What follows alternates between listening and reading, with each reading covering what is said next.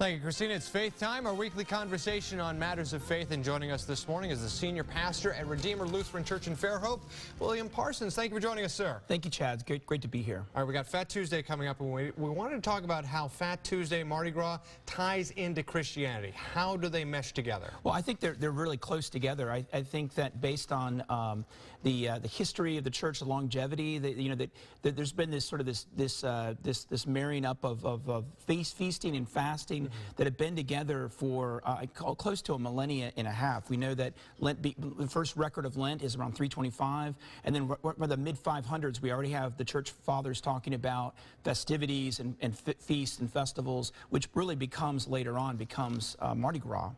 What are some of the Christian traditions you think are embedded in the Mardi Gras celebrations? Well, I think one of the clues is what I pulled out of my king cake here, these beads and like a little baby Jesus. The three colors I don't think are accidental. You have gold, you have green, and then you have purple. You know, the gold represents Jesus, it represents kingship. The three kings that come at Epiphany, bring gifts of gold, frankincense, and myrrh. And then also, gold refers to heaven, which is what Jesus comes to bring us. And then we have green, which is life, that we celebrate life during Mardi Gras as well. People have a good time. And then finally, purple refers to Lent and the austerity that kind of follows Mardi Gras. So you have Mardi Gras, and then you have this austerity of Lent and Ash Wednesday.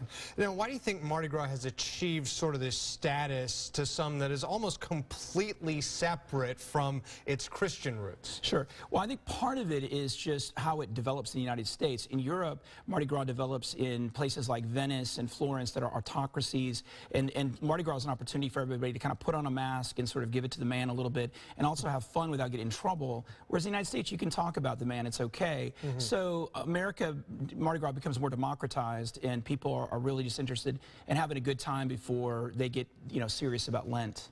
And we talk about the seriousness of Lent after Fat Tuesday. Absolutely. Ash Wednesday, for the folks that don't know, what is Ash Wednesday and what do a lot of churches and parishioners do on that day? Sure.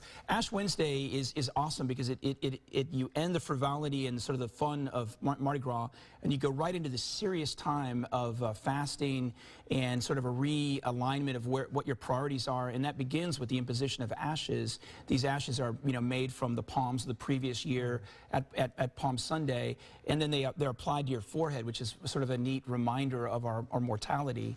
And why are those ashes important? Well, they kind of remind us that we're mortal, that we need to kind of reassess our priorities towards God and man, and how we maybe can realign our lives to make it more positive. And what is something you really like about this season? I love the idea of fasting and denial. People will come to me as a pastor off the street I don't even know and say, hey, I'm giving up this for Lent or that for Lent. And I always kind of think, well, maybe it's usually a food product or a booze or something or candy, but I think maybe a better idea might be to think about, instead of, because I don't think God really cares whether you have a Hershey bar at night. What I think he really might like is to give up some prejudice or give up some anger towards your neighbor, or maybe do some good deeds that maybe you haven't done the year previously. Strong ideas for this Fat Tuesday. We're joined by senior pastor at Redeemer Lutheran Church, William Parsons. Thank you for joining us for this edition of Faith Time. Pleasure. News 5 this morning will continue after the break.